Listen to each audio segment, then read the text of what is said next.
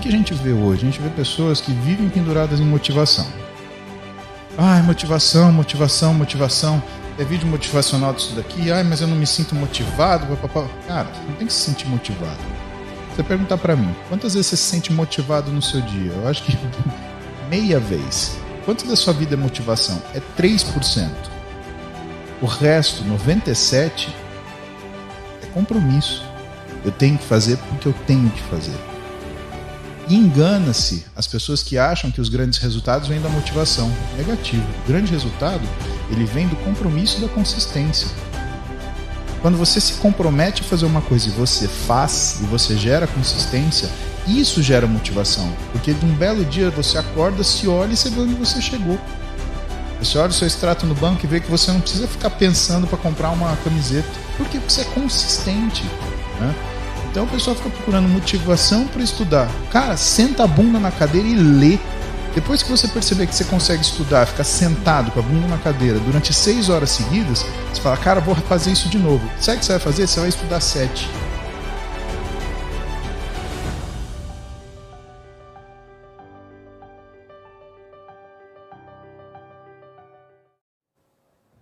Olá, queridos, bom dia para todos vocês, sejam muito bem-vindos à nossa live de hoje, em pleno sábado, e vocês estão aqui firmes e fortes comigo. Estou muito contente pela presença de todos, estou aqui olhando o chat, vendo que a Josi e o Ailton estão aqui comigo mais uma vez. Eu fico muito contente de ver que vocês retornaram. Obrigada pelos elogios. Bom dia a todos vocês, Clara, Fábio, Gislane, Janaína, Sônia, Kelly, Tiago, Roy, Valéria, Leandro, Antônio. Gente, muita gente ligada, muita gente que acordou cedo para acompanhar essa nossa conversa, e eu imagino que vocês devem estar ansiosos, né, para gente ter mais notícias desse concurso logo, mas pensem que enquanto isso vocês têm a chance de se preparar, a chance de estar com a gente aqui no Focus, acompanhar as aulas que preparamos com tanto carinho para vocês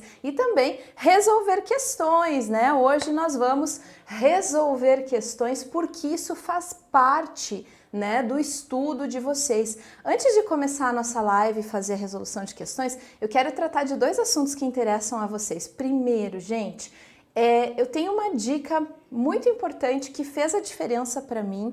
Talvez alguns de vocês ainda não me conheçam, mas eu sou a professora Mônica Costa, eu sou servidora pública federal já há 12 anos, eu fui técnica do TRF da 4ª região, passei em 2º lugar no concurso, passei em 4º lugar para analista judiciária também no TRF da 4ª, que é o cargo que eu exerço hoje, e ser servidor público é realmente algo que muda a sua vida. Então toda essa luta que vocês têm vale a pena, eu posso garantir para vocês. Estabilidade, né? Teve Covid, ninguém se preocupou, remuneração estava na conta no final do mês, nós temos muitas vantagens, tá? E eu quero e espero muito que vocês também, né, se tornem servidores públicos federais passando nesse concurso do INSS.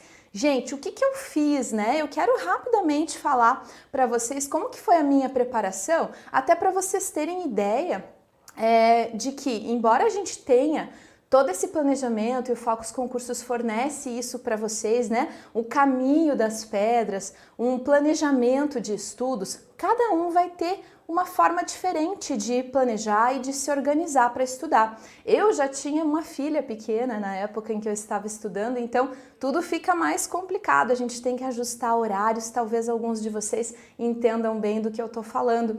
Mas o que foi essencial para mim, gente? O estudo da lei. Estudo, leitura diária, né, dos artigos da lei, muita atenção com tudo aquilo que você vai estudar dentro do Decreto 3048, porque é o que vem, assim, nas 70 questões a gente vai tratar do decreto.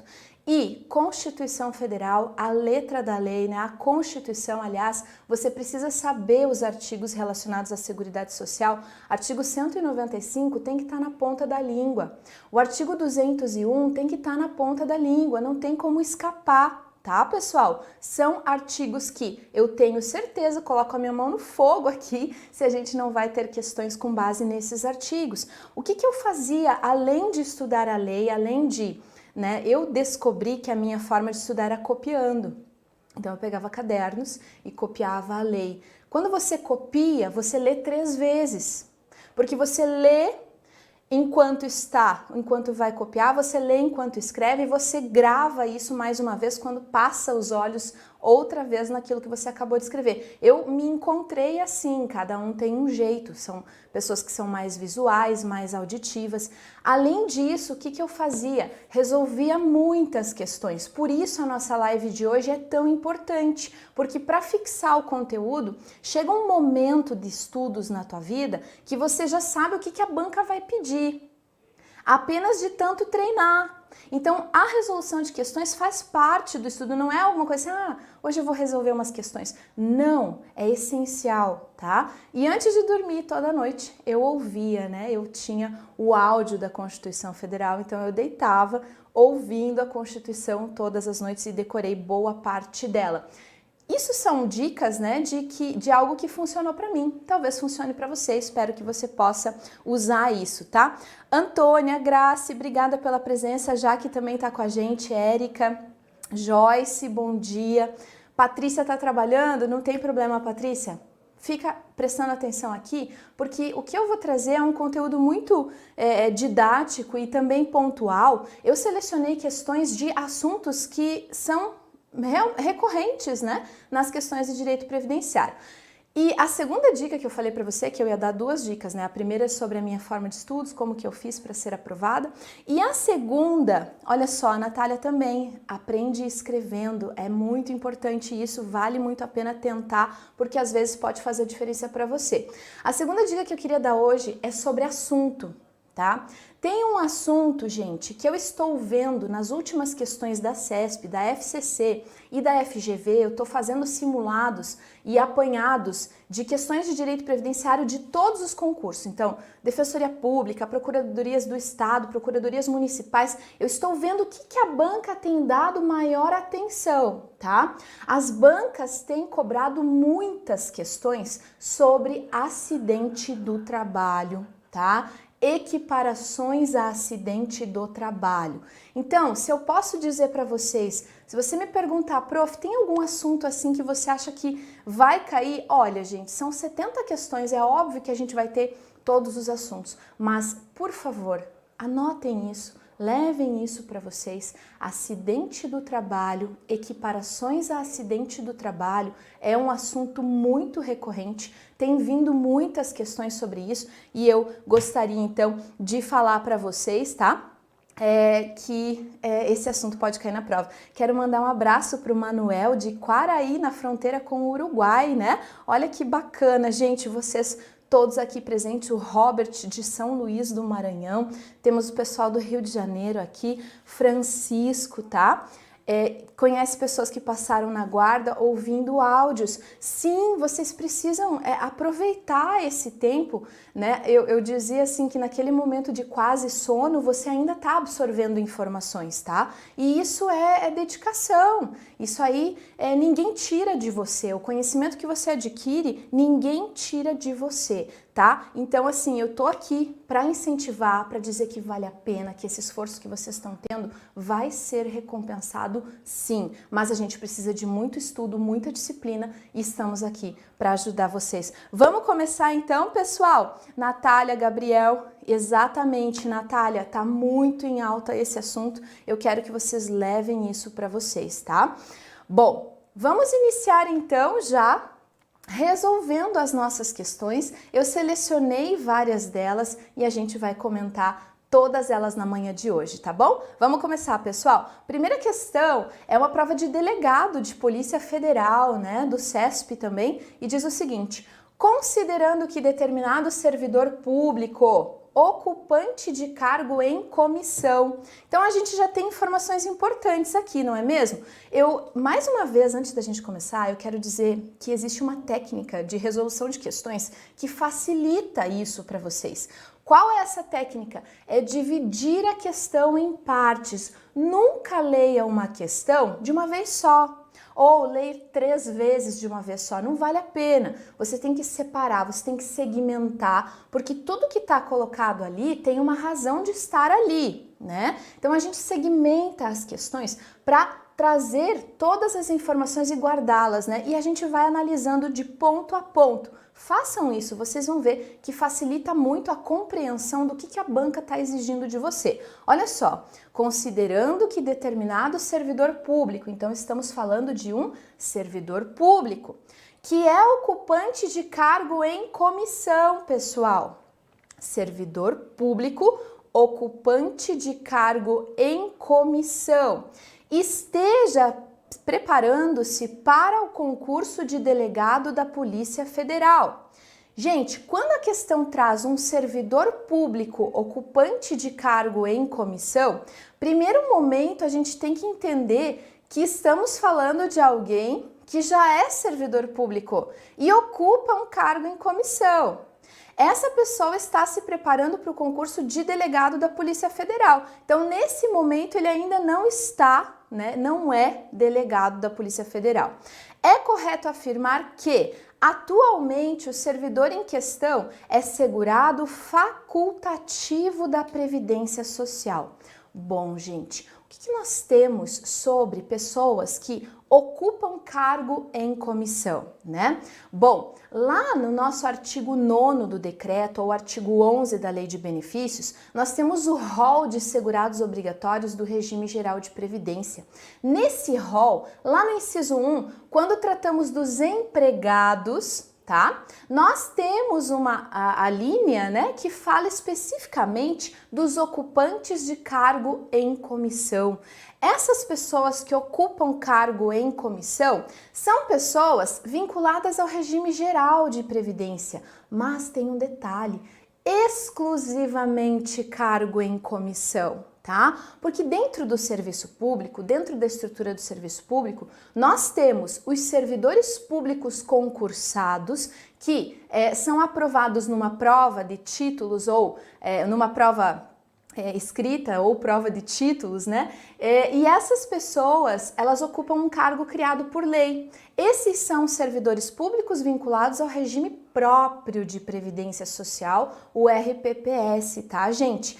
Essas pessoas, como o meu caso, podem ou não ter um cargo em comissão cumulativamente, tá? Então, dentro da própria administração pública, servidores de carreira, que a gente chama, né? Servidores públicos podem também ser comissionados, ou seja, ocupar uma função de confiança. É o meu caso, eu sou servidora pública e ocupo uma função de confiança, mas eu estou vinculada, prestem atenção na diferença, eu estou vinculada ao regime próprio de previdência. Por quê? Porque eu sou ocupante de um cargo público efetivo.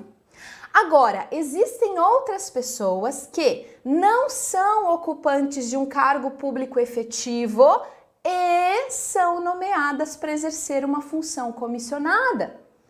Essas pessoas entram dentro desse órgão público, trabalham na atividade pública, exercem funções de chefia ou assessoramento porque são comissionados, mas não são cumulativamente, como é o meu caso, servidores públicos ocupantes de um cargo efetivo. São pessoas que foram chamadas para trabalhar no ente público sem prestar um concurso, né? São as funções de confiança, tá, pessoal?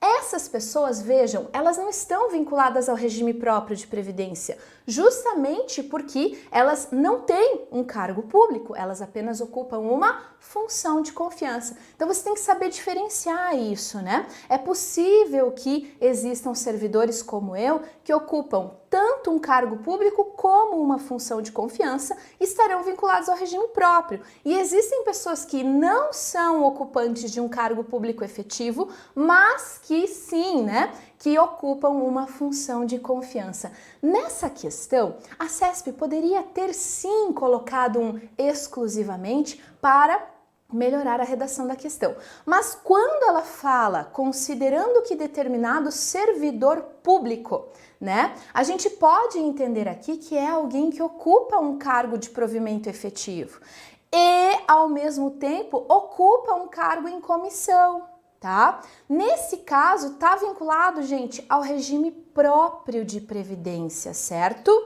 Porém, Ainda assim, ainda que a gente entenda que o CESP quis dizer que é alguém que ocupa apenas um cargo em comissão e aí estaria vinculado ao regime geral de previdência, essa questão está errada de qualquer forma, porque fala o seguinte: é correto afirmar que atualmente o servidor em questão é segurado facultativo da Previdência Social, porque ainda que a gente entenda que é alguém que não ocupa um cargo de provimento efetivo, mas apenas um cargo em comissão, não seria facultativo, seria segurado obrigatório empregado, né? Por quê? Porque lá no rol de segurados obrigatórios empregados, nós temos o ocupante de função comissionada, de cargo em comissão, certo, pessoal? Então, cuidado com esses melindres das questões, elas podem te confundir, mas a resposta está muito clara,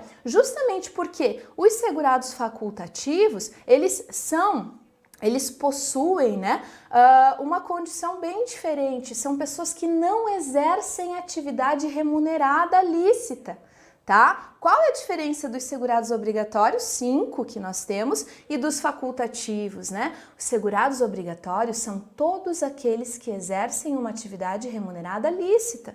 Exercer uma atividade remunerada lícita, você é segurado obrigatório do regime geral, salvo os casos em que esteja vinculado ao regime próprio. Então, temos os empregados, domésticos, avulsos, contribuintes individuais, segurados especiais.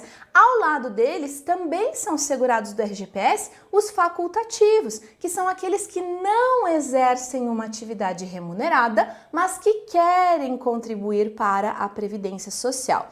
Nesse caso dessa questão especificamente, quando falo de alguém que exerce uma função, um cargo comissionado, essa pessoa não pode ser facultativa justamente porque essa pessoa exerce uma atividade remunerada, né? E não se enquadra no rol de segurados facultativos. Eu trouxe aqui para vocês, ao final da questão, que é justamente a redação do artigo 9º, lá do Decreto 3.048, tá? Tratando dos segurados obrigatórios da Previdência, número 1, como empregados. O servidor da União, Estado, Distrito Federal ou município, incluídas as suas autarquias e fundações, ocupante exclusivamente de cargo em comissão, declarado em lei de livre nomeação e exoneração. Por que a gente tem o exclusivamente no decreto? Para deixar claro que existem servidores que, além de ocupar um cargo em comissão, são também servidores do quadro efetivo porque prestaram concurso e ocupam um cargo criado por lei. Nesses casos, estarão vinculados ao regime próprio de previdência e não ao regime geral. Já começamos bem nessa primeira questão, trazendo vários tópicos importantes do direito previdenciário, trazendo os servidores públicos, que é um assunto que deve cair também na sua prova. Então, o artigo 40 da Constituição Federal tem que estar na ponta da língua. Nós tivemos alterações pela Emenda Constitucional 103 de 2019, dentro da Constituição Federal, que modificou vários pontos do artigo 40 que trata do regime previdenciário dos servidores públicos, tá? Você precisa conhecer, certo, gente? Eu quis trazer essa questão já para trazer algo assim mais pesado, mais complexo para vocês e para lembrá-los que nós temos o regime próprio que deve ser estudado. Claro, né? As questões de regime próprio devem ser muito menos, aliás, deve ser em menor número, né? Mas eu acredito sim que a gente tem artigo 40 da Constituição lá na sua prova. Então, cuidado com isso, certo, pessoal?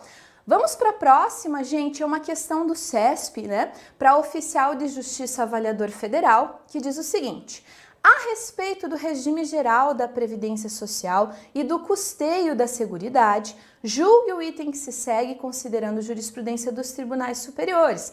A alíquota, pessoal, a alíquota incidente sobre o salário de contribuição do segurado empregado não sofre interferência do valor da sua remuneração.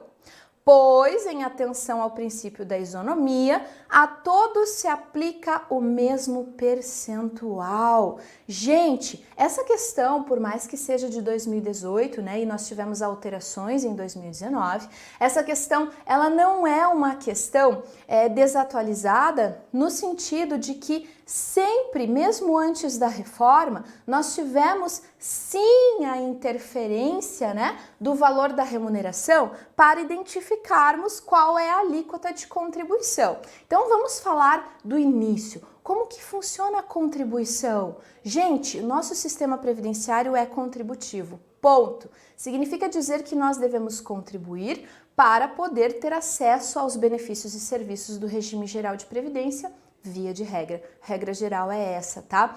Para definir quanto é que cada um vai pagar, nós precisamos adotar esse princípio, né, que vai trazer a isonomia entre as pessoas. Mas isonomia é diferente de igualdade, tá? Quando eu falo em isonomia, eu tento ser o mais justo possível, considerando as características de cada um. E quando a gente fala da diversidade da base de financiamento, quando a gente fala, né, do equilíbrio que deve haver entre as contribuições para que cada um pague valores correspondentes àquilo, à sua própria realidade, né? A gente trata da isonomia, justamente porque quem ganha mais, né, contribui com um percentual maior. Quem ganha menos pode contribuir com um percentual menor, certo? Então a gente vai trazer isso para dentro do direito previdenciário e quando a gente estabelece alíquotas incidentes sobre o salário de contribuição dos empregados, quando a gente estabelece alíquotas diferenciadas, é justamente para garantir essa isonomia e dizer o seguinte, olha, você que está ganhando o teto do RGPS, o teu percentual de contribuição, ele é mais alto. Tá? Você que ganha o salário mínimo, o teu percentual de contribuição, ele é mais baixo, certo, pessoal? Então, hoje, depois da reforma da Previdência, nós tivemos uma alteração das alíquotas contributivas dos segurados obrigatórios e empregados. Então, cada tipo de segurado obrigatório vai ter uma alíquota diferenciada incidindo sobre o seu salário de contribuição, né? Que é a base de cálculo para a gente estabelecer o valor dessa contribuição. Então, quando a gente fala e a questão nos traz os empregados, né? A primeira coisa que a gente precisa lembrar é que sim, o valor da renda, o valor da remuneração, que vai ser o salário de contribuição do empregado, ele vai sim interferir na alíquota, no percentual de contribuição que ele vai pagar. Então guardem isso. Essa questão, ela trata exatamente o contrário. Ela diz que a alíquota incidente sobre o salário de contribuição do empregado não sofre interferência do valor da sua remuneração, né? Em atenção ao princípio da isonomia, todos se aplicam o mesmo percentual. Errado, pessoal. Não é assim que funciona.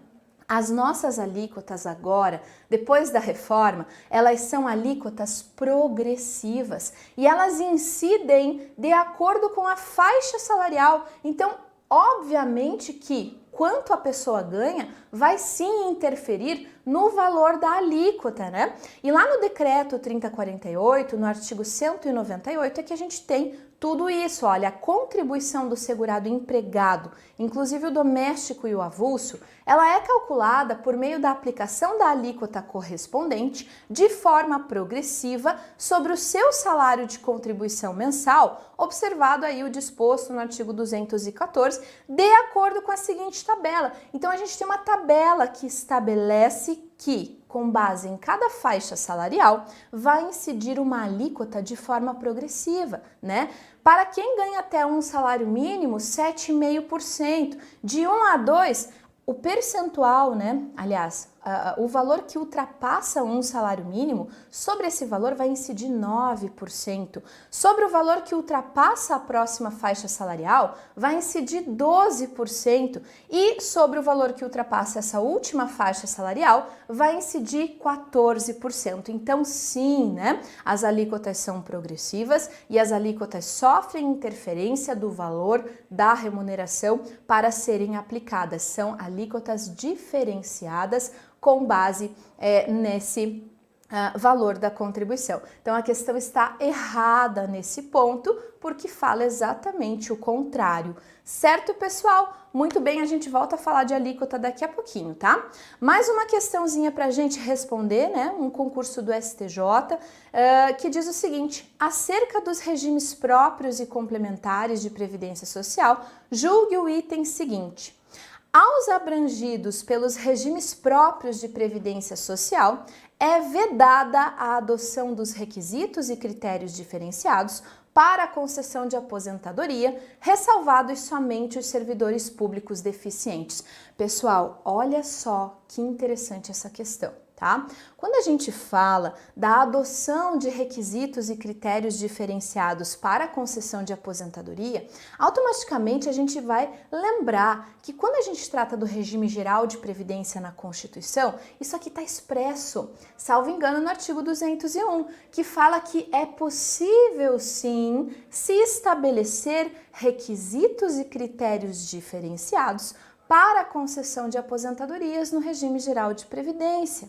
Isso está claro, isso está expresso lá no nosso artigo 201, salvo engano, do regime geral de previdência.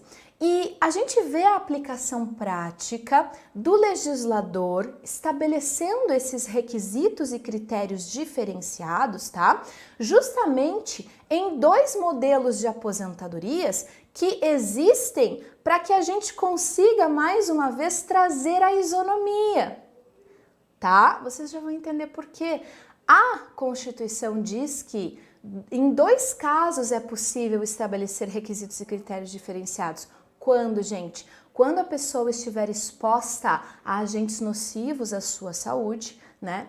Falando sinteticamente, ou quando a pessoa for portadora de deficiência, né? Nesses dois casos, ou quando a pessoa trabalha exposta a ruído excessivo, exposta a agentes químicos, a agentes biológicos que possam trazer um dano para essa pessoa, ela trabalha em igualdade de condições com as demais?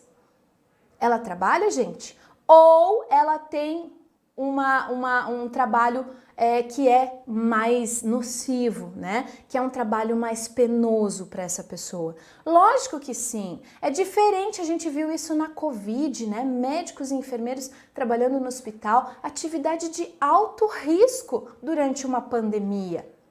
Essas pessoas que exercem esse tipo de atividade expostas a agentes nocivos à sua saúde, elas precisam sim ter requisitos e critérios diferenciados para se aposentar. Elas precisam se aposentar antes. Por quê? Porque se ao longo da vida delas elas estão comprometendo a sua saúde, elas merecem receber um benefício previdenciário e poder se afastar antes de ficarem doentes. Tá? É por isso que a gente estabelece requisitos e critérios diferenciados, porque as pessoas não estão em igualdade de condições e a isonomia visa restabelecer isso, né? Dar aquilo que lhe é devido com base na sua situação diferenciada. Então agora, quando a gente fala da segunda hipótese, que são os deficientes, as pessoas portadoras de deficiência, vejam, são pessoas que não são incapazes para as suas atividades. São pessoas que precisam despender um esforço maior na sua vida para desempenhar a mesma função que as outras pessoas. Essas pessoas estão em igualdade de condições com os outros? Não! Porque alguém que não tem os movimentos de um braço, ela não está em igualdade de condições com o seu colega do lado, que possui os livres movimentos do seu braço. E os dois trabalham na mesma empresa, os dois trabalham no mesmo local. Qual deles tem que se esforçar mais para exercer a sua atividade? Aquele que tem uma deficiência. Então, as pessoas portadoras de deficiência precisam se esforçar além do que as outras pessoas para exercer a sua atividade ao longo da sua vida. E por isso essas pessoas também merecem ter requisitos e critérios diferenciados para obter a sua aposentadoria, assim como aqueles que estão expostos a agentes nocivos. Concordam comigo que isso vai realmente, realmente trazer o princípio da isonomia como algo importante e relevante dentro das aposentadorias? Com certeza, pessoal. Essas pessoas, então, serão tratadas de forma diferente porque elas são diferentes em algum ponto. Não estão em igualdade de condições com os demais. E aí a Constituição nos diz, é possível estabelecer requisitos e critérios diferenciados para a concessão de aposentadorias àqueles expostos a agentes nocivos à sua saúde e aos deficientes. Ponto. Aí vem a Lei 8.213 de 91 e traz a aposentadoria especial. Ela é recepcionada como uma lei complementar. E aí a gente tem a Lei Complementar 142 de 2013 que vai trazer as regras para a aposentadoria da pessoa com deficiência. Então, nós temos isso no nosso ordenamento relacionado ao regime geral de previdência. Essa questão eu selecionei para trazer para vocês porque ela fala de regime próprio. Então, mais uma vez, eu reforço a necessidade de vocês conhecerem regimes próprios de previdência social para que acertem essas questões.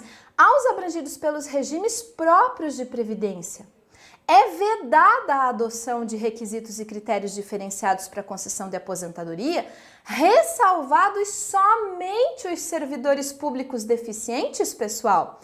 Errado, porque no regime próprio nós também vamos permitir que pessoas expostas a agentes nocivos à sua saúde também tenham excepcionalmente, tenham requisitos e critérios diferenciados para a concessão das suas aposentadorias. E eu trago aqui a redação do artigo 40 da Constituição Federal, que trata do regime próprio de previdência, especificamente nesse ponto, Comentários. Também é possível a adoção de requisitos diferenciados para a concessão da aposentadoria dos servidores que exerçam atividade de risco ou em condições especiais que prejudiquem a saúde ou a integridade. Então, quando a questão fala que é somente para deficientes, a questão está errada, beleza, gente? Lá no artigo 40, parágrafo 4º da Constituição, diz o seguinte: é vedada a adoção de requisitos ou critérios diferenciados para a concessão de benefícios em regime próprio da Previdência, ressalvado o disposto nos parágrafos 4A, 4B, 4C e 5º.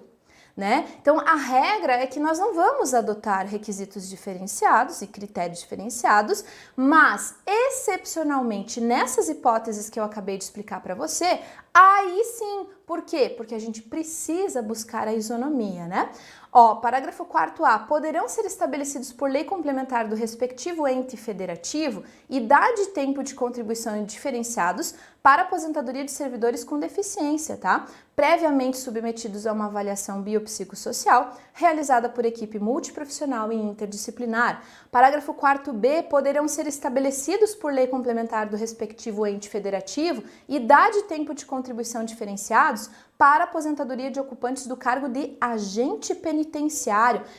Esse foi um acréscimo, da emenda constitucional para trazer especificamente o agente penitenciário, e também agente socioeducativo ou policial dos órgãos que tratam os demais artigos aí, 51, 52 e 144, para que essas pessoas também tenham critérios diferenciados para a concessão dos seus benefícios, E, parágrafo 4C, poderão ser estabelecidos por lei complementar do respectivo ente federativo idade e tempo de contribuição diferenciados para a aposentadoria de servidores cujas atividades sejam exercidas com efetiva exposição a agentes químicos, biológicos, físicos, prejudiciais à sua saúde ou associação desses agentes, vedada a caracterização por categoria profissional ou ocupação. Então, aqui sim nós temos, dentro do regime próprio de previdência, essas 3 hipóteses excepcionais em que nós vamos adotar requisitos e critérios diferenciados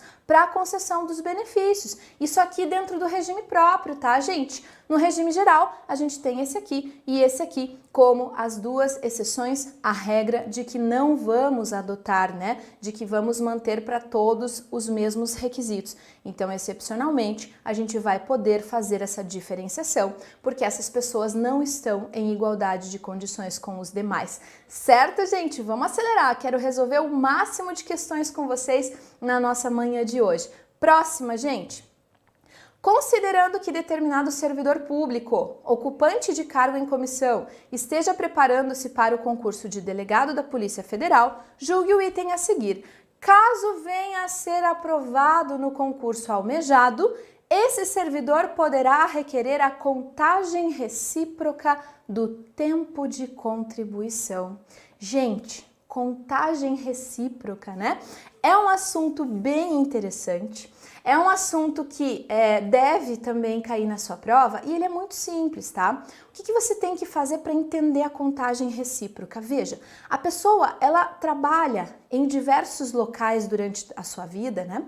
E em alguns momentos ela vai estar vinculada ao regime próprio de previdência ou ao regime geral de previdência, certo? Então, por exemplo, você que está me ouvindo agora, se você hoje é segurado obrigatório empregado do regime geral de previdência social, tá? Você está, até agora na sua vida, contribuindo para o regime geral. Você está contribuindo para o INSS, tá? E aí você passa no concurso do INSS. Você passa no concurso e passa a ser servidor público federal. Quando você toma posse do seu cargo público, você passa a estar vinculado ao regime próprio de previdência. E aí, quando você for se aposentar lá na frente, você vai estar vinculado ao regime próprio de previdência, pagando contribuições para o ente federativo ao qual estiver vinculado, União, Estados, DF ou município.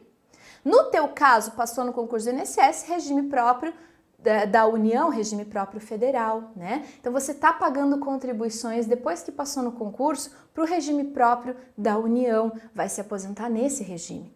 E aí? E aquelas contribuições lá atrás, da época em que você era empregado, da época que você contribuía para o regime geral de previdência, você vai perder isso?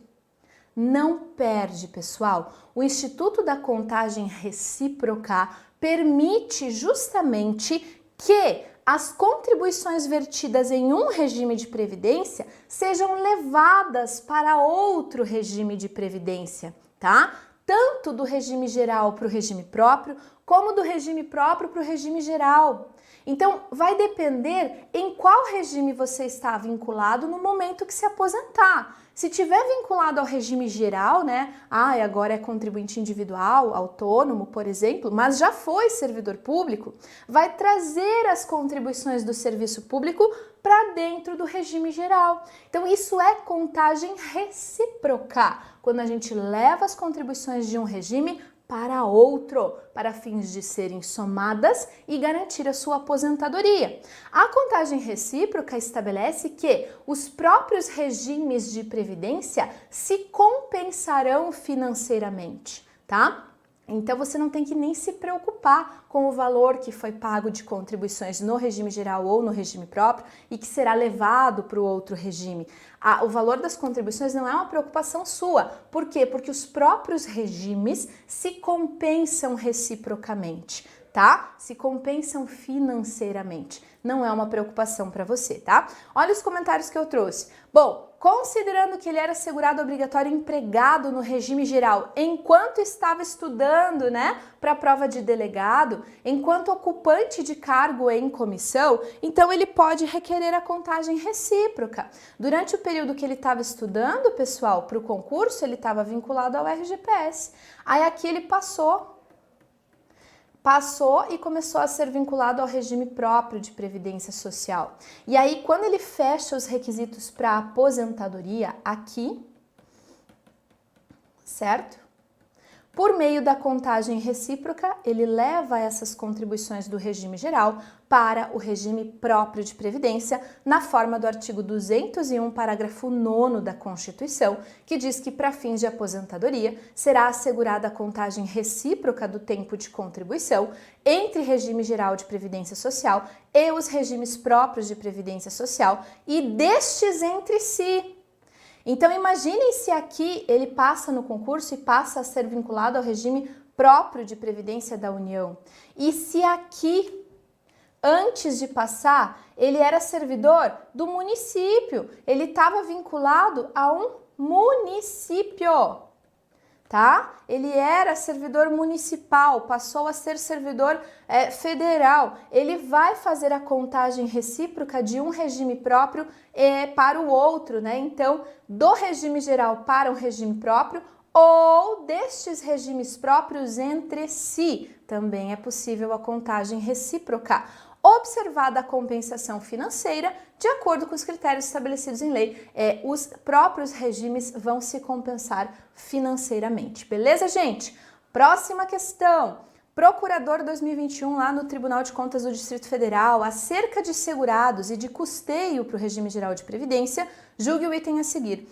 O valor recebido pelo segurado empregado a título de incentivo à demissão voluntária não fica sujeito à contribuição obrigatória para o custeio do RGPS. Gente, aqui, essa questão está tratando dos valores que integram e que não integram o salário de contribuição. Porque a lei estabelece que o salário de contribuição, via de regra, corresponderá à remuneração recebida ali pelo empregado, né?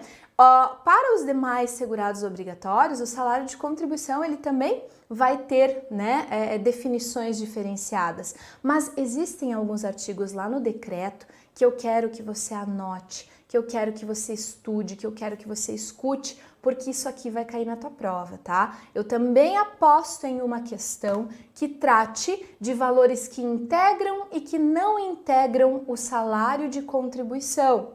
Valores que integram ou não integram o salário de contribuição são valores sobre os quais incide ou não a alíquota de contribuição conforme a faixa salarial.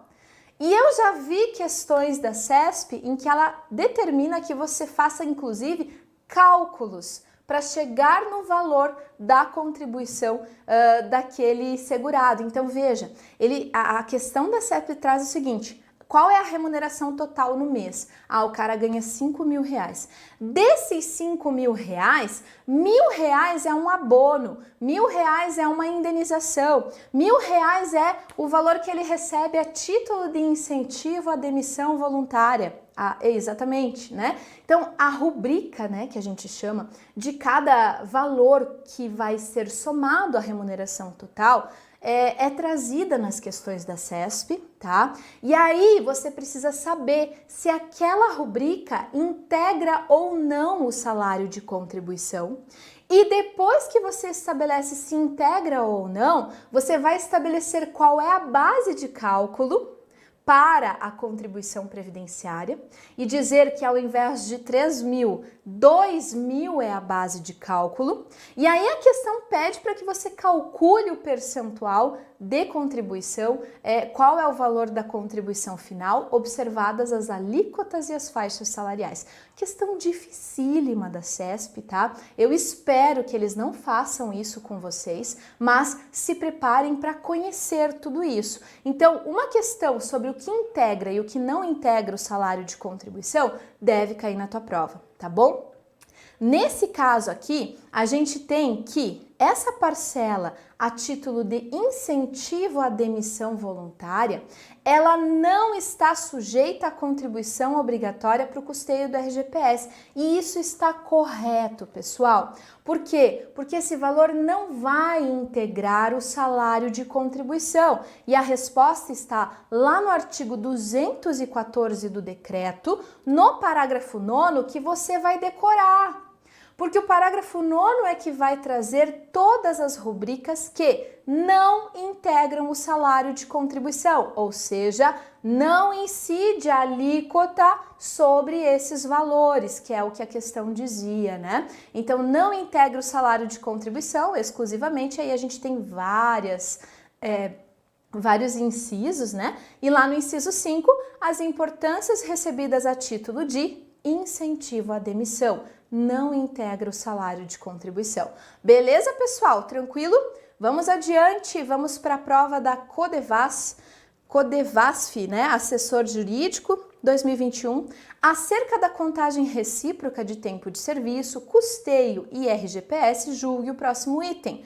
Para efeito de custeio do RGPS, as alíquotas aplicadas aos salários de contribuição dos segurados empregados são as mesmas alíquotas aplicadas aos salários de contribuição dos segurados contribuintes individuais. Gente, são as mesmas? Não são, né? Questão totalmente errada, tá? Nós vimos que as alíquotas dos segurados empregados, inclusive domésticos e avulsos, são aquelas alíquotas progressivas, estabelecidas de acordo com a faixa salarial, né? 4 alíquotas nós temos. E devemos saber que para os segurados obrigatórios contribuintes individuais, nós temos outras regras que estabelecem alíquotas diferentes, ou seja, não são as mesmas alíquotas, né? No contribuinte individual, a regra geral é que a alíquota é de 20%.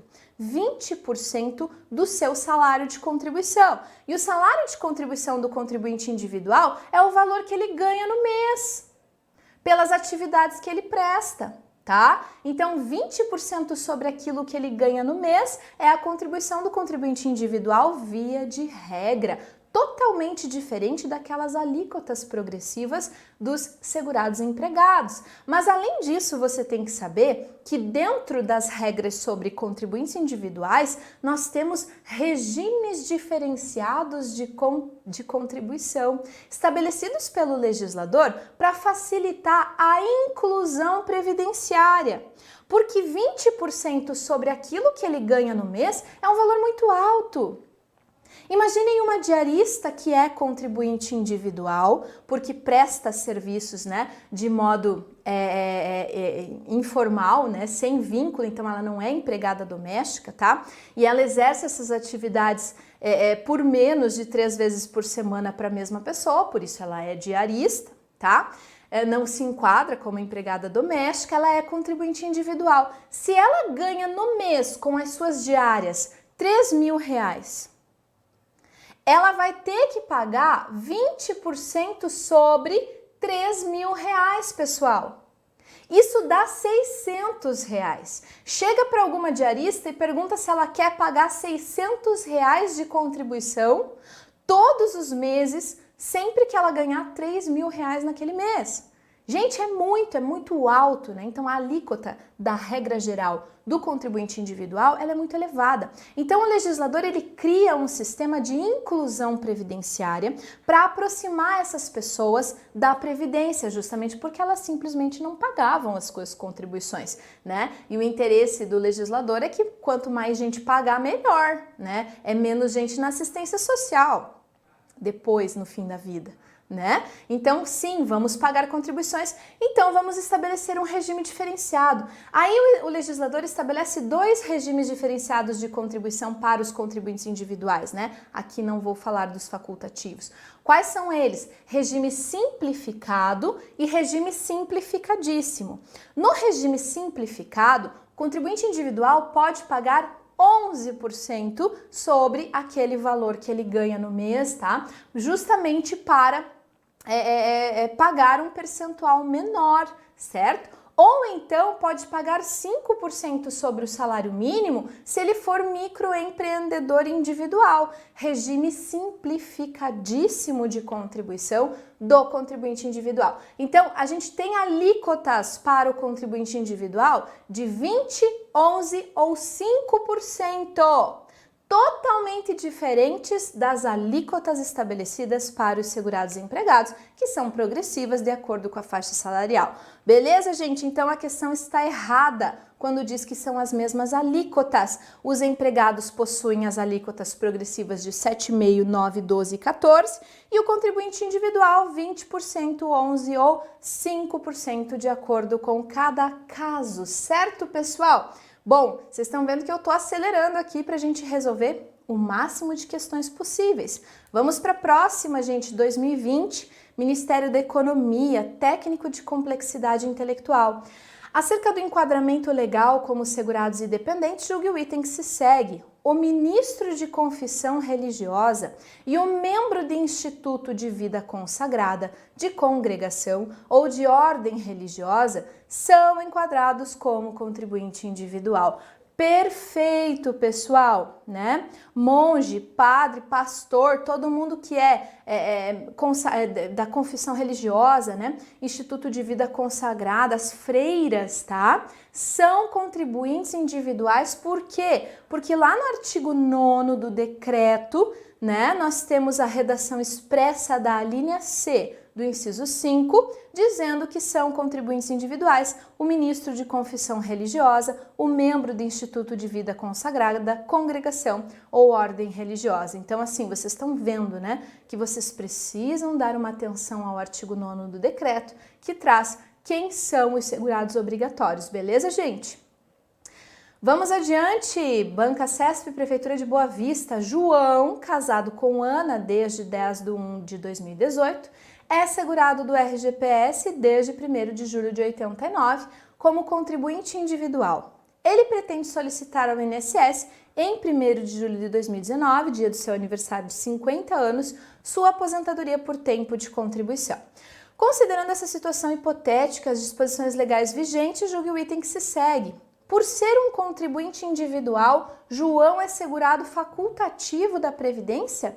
Totalmente errado, né, gente? Quando a questão traz todo esse desenho aqui, ó, ela realmente você vai achar, né, que ela vai fazer alguma pergunta sobre aposentadoria, alguma regra de aposentadoria, algo nesse sentido. Aí no finalzinho ele apenas traz essa afirmação, que se ele é contribuinte individual, ele é segurado facultativo.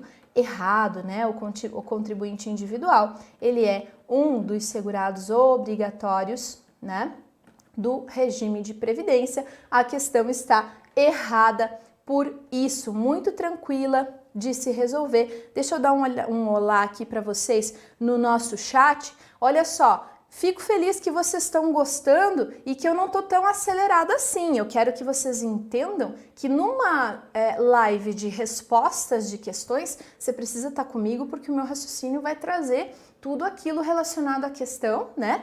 E para tentar, de uma forma muito abrangente, né, explicar a vocês por que essa questão... Opa, voltei para o chat. Essa questão está certa ou errada. Vamos adiante, já que vocês estão tranquilos e empolgados.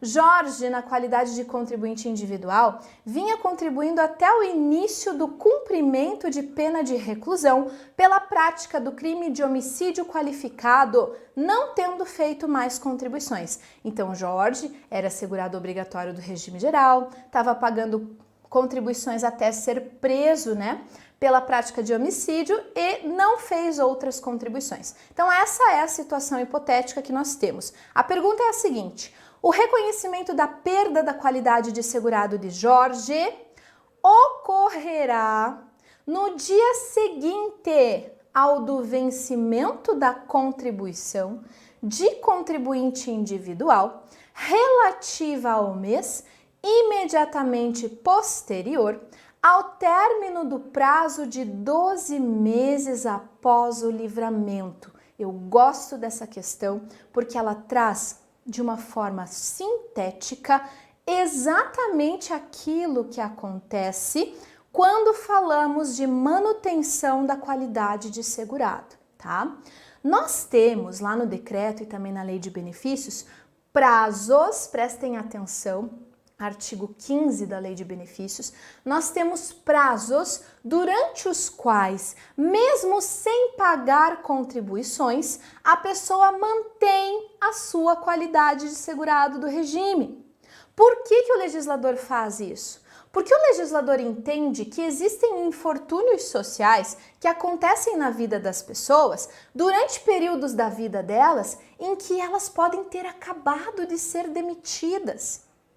É justo que alguém morra um dia depois de ser demitido, né? Ele foi demitido, ele já não é mais segurado obrigatório empregado porque ele não está ativo, né? Ele foi demitido naquela data, morreu no dia seguinte, os dependentes não vão ter direito a nada? Não. O que o legislador faz? O legislador diz que, por determinados períodos, depois do encerramento das contribuições, a pessoa mantém a qualidade de segurado. São os chamados períodos de graça.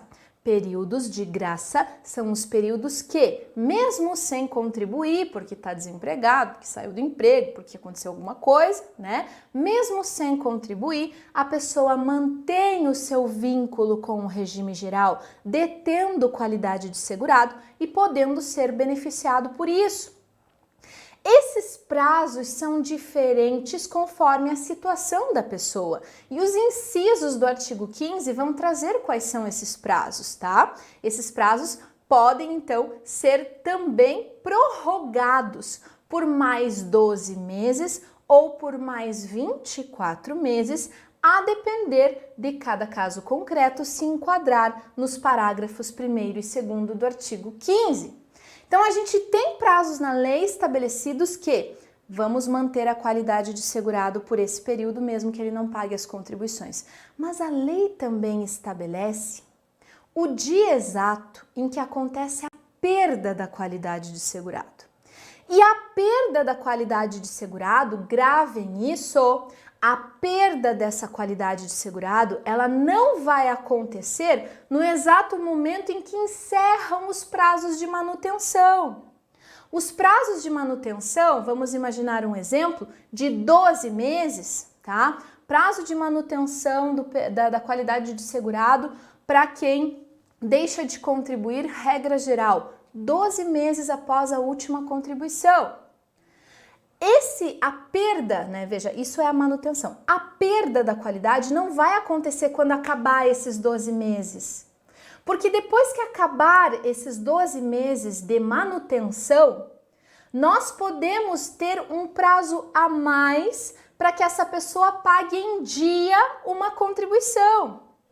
E esse prazo a mais que o legislador dá é o prazo para recolher a contribuição individual do mês posterior ao encerramento do prazo de manutenção. Então, a gente tem mais um prazinho ali, gente, certo? Nós temos os prazos de manutenção e nós temos mais um pequeno prazo até que realmente aconteça a perda da qualidade de segurado. E essa questão, ela traz exatamente isso como funciona. Vamos ler de novo. O reconhecimento da perda da qualidade de segurado. Então, estamos falando de perda, né? E você já sabe que a perda não ocorre imediatamente ao final dos prazos de manutenção. A perda vai acontecer somente, gente, no dia seguinte ao dia do vencimento da contribuição de um contribuinte individual. O dia do vencimento da contribuição dos contribuintes individuais é sempre o dia 15 de cada mês. Se a perda da qualidade acontece no dia seguinte ao vencimento da contribuição do contribuinte individual, sempre acontecerá a perda da qualidade de segurado no dia 16. E aí você precisa entender qual é o mês, né, em que vai acontecer essa perda. Por quê? Porque a perda acontece no dia seguinte ao vencimento da contribuição do contribuinte individual, que é o dia 15, relativa ao mês imediatamente posterior ao término do prazo de 12 meses após o livramento. Tá certo, pessoal? Por quê? Porque o prazo de manutenção da qualidade de segurado do preso, que é o caso que a gente tem aqui do recluso, né? O prazo é de 12 meses, olha só. Mantém a qualidade de segurado, independentemente de contribuições, até 12 meses após o livramento, o segurado detido ou recluso.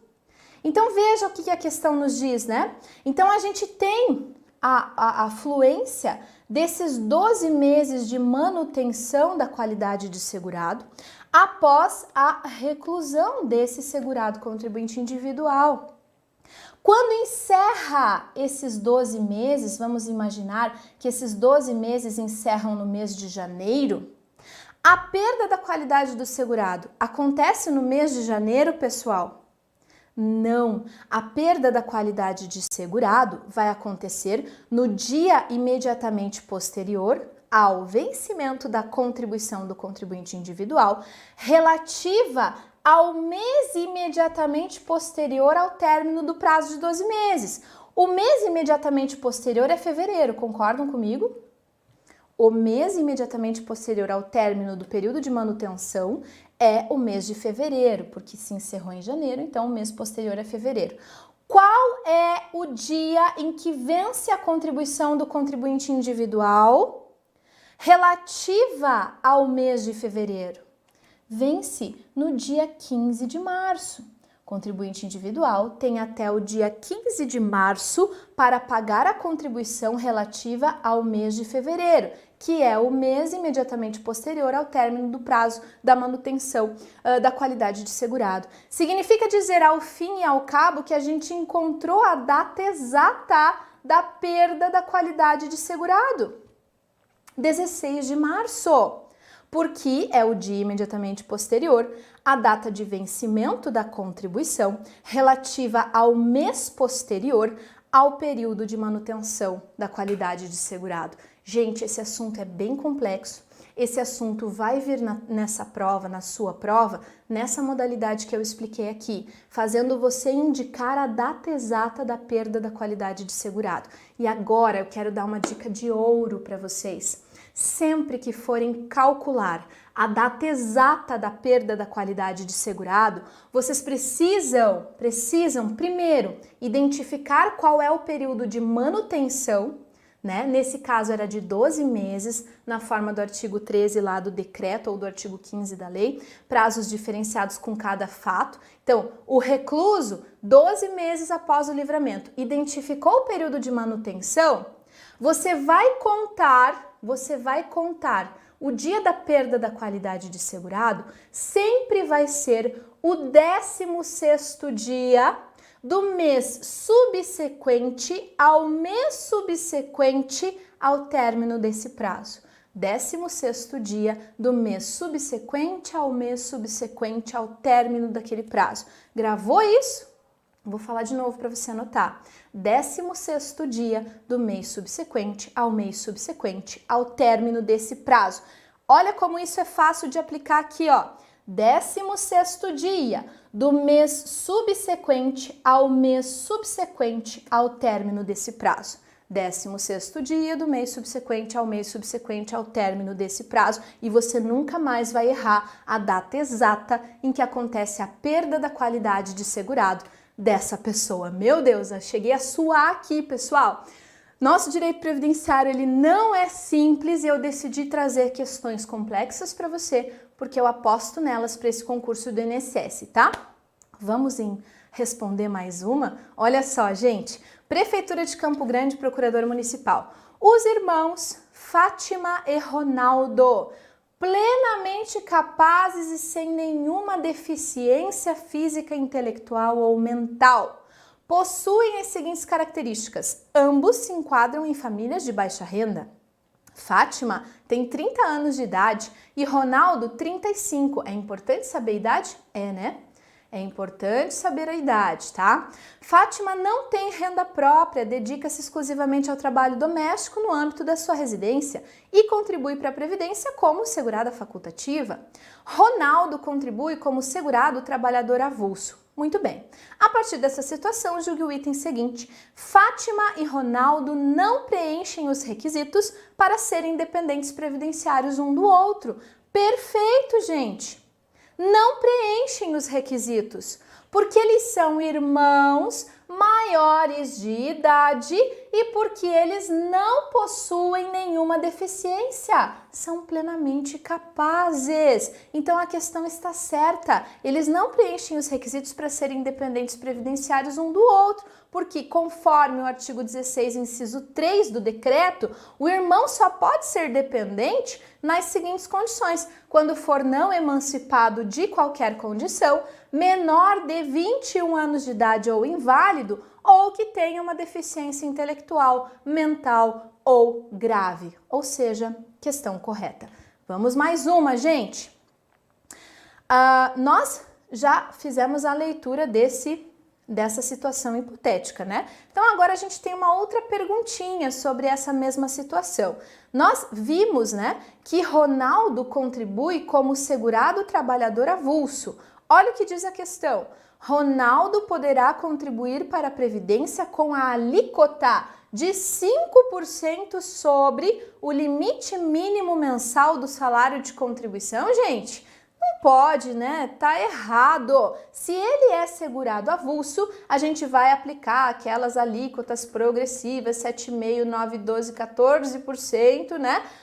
Sobre o salário de contribuição, porque empregados domésticos e avulsos possuem essas alíquotas progressivas. A alíquota de 5% sobre o limite mínimo mensal pode ser para o facultativo de baixa renda que exerce atividades em casa, ou então para o microempreendedor individual enquanto contribuinte individual. Perfeito? Questão errada por conta disso, né? Somente facultativos de baixa renda e microempreendedores contribuem com 5%. Vamos mais uma enquanto o pessoal, gente... opa, desculpa aí, deixa eu dar uma olhadinha aqui.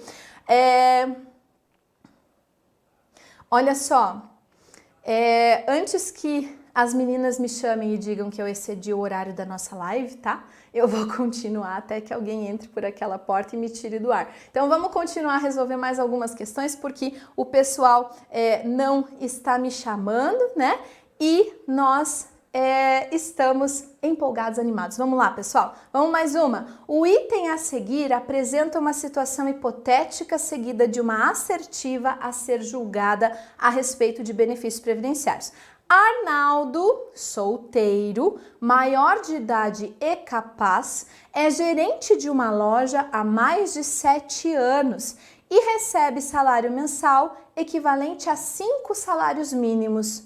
Por ter cometido crime e ter sido condenado a pena de 5 anos de reclusão, ele iniciou na presente semana o cumprimento dessa pena. Nessa situação, Arnaldo terá direito de receber o benefício previdenciário denominado auxílio reclusão durante todo o período de cumprimento da pena. Gente do céu, se eu disser para vocês que muitos concurseiros caem nesse tipo de questão, é uma questão para analista da Procuradoria, né? Nível superior, e muita gente erra. Por quê? Porque quando a gente fala em prisão, quando a gente fala em crime, em cumprimento de pena, né? A gente já automaticamente associa um infortúnio social que gera o benefício de auxílio reclusão. Só que o benefício de auxílio reclusão, ele é devido aos dependentes do segurado e não ao próprio segurado que vai cumprir a pena, né? Então a questão está errada porque diz que o próprio Arnaldo vai receber esse benefício previdenciário, mas não, o auxílio reclusão é devido aos dependentes do segurado recluso em regime fechado, que foram segurado de baixa renda, né? E não é devido ao próprio segurado do regime geral. Vamos adiante, pessoal. 2021. No que se refere ao financiamento da Seguridade Social, julgue o item subsequente. Para a execução do orçamento da Seguridade Social, o Tesouro Nacional deve repassar mensalmente os recursos referentes às contribuições sociais incidentes sobre a receita de concursos de prognósticos, tá? A questão está certa e a resposta está lá na nossa lei de custeio. As regras específicas relacionadas ao financiamento, elas estão lá no artigo 195 da Constituição Federal que você vai ter que saber de cor, e na lei de custeio, que é a Lei 8.212 de 91. E especificamente sobre o assunto dessa questão, diz o artigo 19, o Tesouro Nacional repassará mensalmente recursos referentes às contribuições mencionadas nas alíneas D e E do parágrafo único do artigo 11, destinados à execução do orçamento da Seguridade. Aí você precisa ir lá no artigo 11, alíneas D e E, para saber quais são as contribuições em que o Tesouro vai fazer o repasse mensal. Quais são elas, gente? As das empresas, incidentes sobre faturamento e lucro, e as incidentes sobre a receita de concursos de prognósticos, ou seja, questão correta com base na lei de custeio.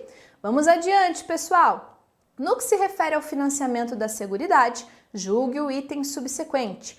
As contribuições sociais do empregador compõem o financiamento da Seguridade Social e são incidentes sobre a folha de salários, o faturamento e o lucro. Pessoal, vocês precisam conhecer as regras, né?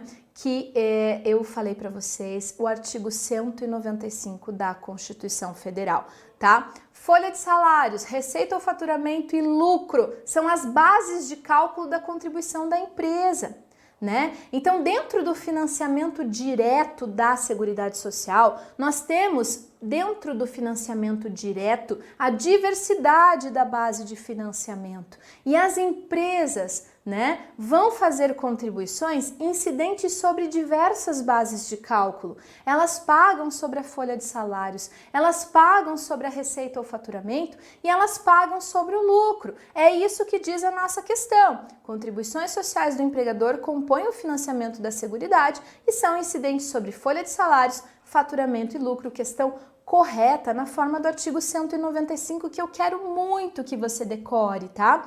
A Seguridade Social será financiada por toda a sociedade, de forma direta e indireta, nos termos da lei, mediante recursos provenientes dos orçamentos da União, Estados, DF e município, e aqui a gente tem exatamente a nossa contribuição indireta, né? Que são os recursos provenientes dos orçamentos, contribuição indireta, e nós temos a contribuição direta, que é feita por meio do pagamento das contribuições sociais. E essas contribuições sociais, elas vão incidir, no caso do empregador da empresa, entidade a ela equiparada, sobre folha de salários e demais rendimentos do trabalho pagos ou creditados a qualquer título a uma pessoa física que lhe preste serviço, mesmo sem vínculo. Aqui temos uma pegadinha de concurso, tá? As provas colocam que deve haver vínculo, mas não, né? O empregador paga a contribuição sobre os valores que ele paga para quem prestou algum serviço, mesmo sem vínculo, tá? Cuidado com isso, lembrei disso agora, já falei para vocês. Incide também sobre receita ou faturamento e, além disso, sobre o lucro. Então, a gente tem 3 bases de cálculo diferentes das contribuições sociais da empresa. Perfeito? Vamos adiante, pessoal! Vamos falar dessa questão de 2020 acerca da prescrição e da decadência, muito importante, tá? É de 5 anos o prazo de decadência do direito ou da ação do segurado ou beneficiário para revisão do ato de concessão, indeferimento, cancelamento ou cessação do benefício e do ato de deferimento, indeferimento ou não de concessão de revisão de benefício. Gente, errado, tá? Porque o prazo decadencial, ele é de 10 anos. Perfeito, gente? Por que a gente tem prazos para a discussão de atos de concessão de benefícios previdenciários, de pedidos de revisão ou de discussão de indeferimentos, né? Porque a gente não pode permitir que para o resto da vida alguém possa discutir aquele benefício previdenciário. Então o direito não socorre aos que dormem, né? O direito não socorre aos que dormem. Você tem um prazo para questionar aquilo que você não concorda em relação ao seu pedido no INSS. Então, seja um pedido de concessão, seja um pedido de revisão, você tem um prazo e esse prazo é decadencial de 10 anos. nós vamos ver exatamente aqui no artigo 347 do decreto os prazos decadenciais e prescricionais. A decadência, gente, é a perda do direito de ação. Então, a pessoa não pode mais questionar depois de decorridos 10 anos. A prescrição, gente, que vai acontecer no prazo de 5 anos, é a perda das prestações previdenciárias por mais de 5 anos. Então, mesmo que não tenha passado 10 anos, tá? Eu quero questionar um indeferimento administrativo. Passou 9 anos. Eu posso questionar? Posso. Se ficar comprovado que eu tenho razão e eu tenho diferenças a receber, eu vou receber essas diferenças dos últimos 9 anos? Não, eu vou receber dos últimos 5 anos, porque se aplica a prescrição quinquenal, que ela é de 5 anos. Então, eu só posso receber diferenças de atrasados nos últimos 5 anos, mas eu posso questionar a concessão ou a revisão de um benefício no prazo de 10. Então, prazo decadencial é a perda do direito em si, perda do direito de ação. E o prazo prescricional se refere ao número de parcelas que eu posso, né, ao número de anos em que eu posso receber diferenças. Então, prescrição é quinquenal, decadência é decenal, beleza? Lá no artigo 347, diz o seguinte, é de 10 anos o prazo de decadência de todo e qualquer direito ou ação do segurado ou beneficiário para revisar os atos de concessão, indeferimento, cancelamento ou cessação de benefício e dos atos de deferimento, indeferimento ou não, de concessão, né, de revisão de benefício. E esse prazo decadencial de 10 anos conta a partir do primeiro dia do mês subsequente ao recebimento da primeira prestação do benefício ou da data em que a prestação deveria ter sido paga com o valor revisto, ou ainda do dia em que o segurado tiver ciência da decisão de indeferimento, cancelamento ou cessação do seu pedido de benefício ou da decisão de deferimento ou indeferimento de revisão de benefício no âmbito administrativo. E aqui no parágrafo 1º a gente tem a prescrição de 5 anos, a contar da data em que deveriam ter sido pagas toda e qualquer ação para haver prestações vencidas. Então, a prescrição se refere às prestações vencidas, pessoal. Você só pode receber as diferenças nos últimos 5 anos, mas você pode questionar o direito nos últimos 10 anos. Perfeito, pessoal? Tranquilo? Olha só, a nossa live de hoje, se você conseguiu acompanhar até aqui, eu tenho que te dar os parabéns, porque significa que você está em um grau muito elevado perto de outros concorrentes que não teriam condições de acompanhar esses assuntos que eu trouxe. Eu trouxe assuntos complexos, eu falei de uma maneira muito rápida para que vocês compreendam o direito previdenciário dentro de um todo em que ele está inserido. Dentro de todos os assuntos, a gente precisa saber, né? Precisa saber todos os tópicos de forma aprofundada. Não adianta eu trazer uma questão aqui para você perguntando quais são os princípios da Seguridade Social, porque isso já está na ponta da sua língua. Não adianta eu trazer uma questão para você perguntando quais são os 5 segurados obrigatórios do regime geral. Eu preciso que a partir de agora você esteja, né, aqui ó, como a Sônia, rumo à posse, eu preciso que você esteja conectado comigo para conseguir extrair, né, dessas questões mais complexas a resposta adequada, aprendendo cada vez mais. Certo, gente? Várias questões aqui difíceis e se você me acompanhar até agora, eu só tenho aqui a agradecer a presença e dar os parabéns a todos vocês. Muito obrigada, pessoal. Em breve eu tô de volta com mais uma live para vocês, tá bom? Um grande abraço, excelente final de semana. Tchau, tchau. O que a gente vê hoje? A gente vê pessoas que vivem penduradas em motivação. Ai, motivação, motivação, motivação. É vídeo motivacional disso daqui. Ai, mas eu não me sinto motivado. Cara, não tem que se sentir motivado. Você perguntar pra mim, quantas vezes você se sente motivado no seu dia? Eu acho que meia vez. Quanto da sua vida é motivação? É 3%. O resto, 97%, é compromisso. Eu tenho que fazer porque eu tenho que fazer. E engana-se as pessoas que acham que os grandes resultados vêm da motivação. Negativo. O grande resultado, ele vem do compromisso e da consistência. Quando você se compromete a fazer uma coisa e você faz, e você gera consistência, isso gera motivação. Porque de um belo dia você acorda, se olha e você vê onde você chegou. Você olha o seu extrato no banco e vê que você não precisa ficar pensando para comprar uma camiseta. Por quê? Porque você é consistente, né? Então o pessoal fica procurando motivação para estudar. Cara, senta a bunda na cadeira e lê. Depois que você perceber que você consegue estudar, ficar sentado com a bunda na cadeira durante 6 horas seguidas, você fala, cara, vou fazer isso de novo. Sabe o que você vai fazer? Você vai estudar 7.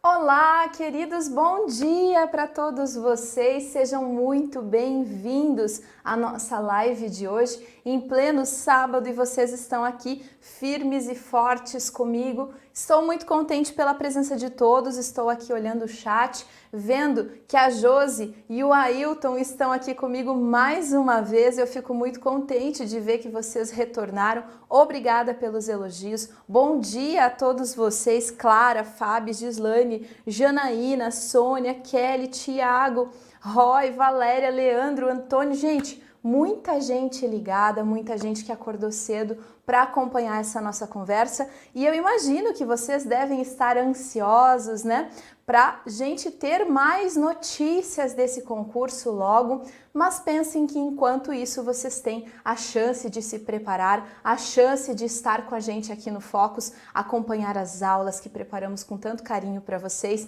e também resolver questões, né? Hoje nós vamos resolver questões porque isso faz parte, né, do estudo de vocês. Antes de começar a nossa live e fazer a resolução de questões, eu quero tratar de 2 assuntos que interessam a vocês. Primeiro, gente, eu tenho uma dica muito importante que fez a diferença para mim. Talvez alguns de vocês ainda não me conheçam, mas eu sou a professora Mônica Costa, eu sou servidora pública federal já há 12 anos, eu fui técnica do TRF da 4ª região, passei em 2º lugar no concurso, passei em 4º lugar para analista judiciária também no TRF da 4ª, que é o cargo que eu exerço hoje, e ser servidor público é realmente algo que muda a sua vida. Então toda essa luta que vocês têm vale a pena, eu posso garantir para vocês. Estabilidade, né? Teve Covid, ninguém se preocupou, remuneração estava na conta no final do mês, nós temos muitas vantagens, tá? E eu quero e espero muito que vocês também, né, se tornem servidores públicos federais passando nesse concurso do INSS. Gente, o que eu fiz, né? Eu quero rapidamente falar para vocês como que foi a minha preparação, até para vocês terem ideia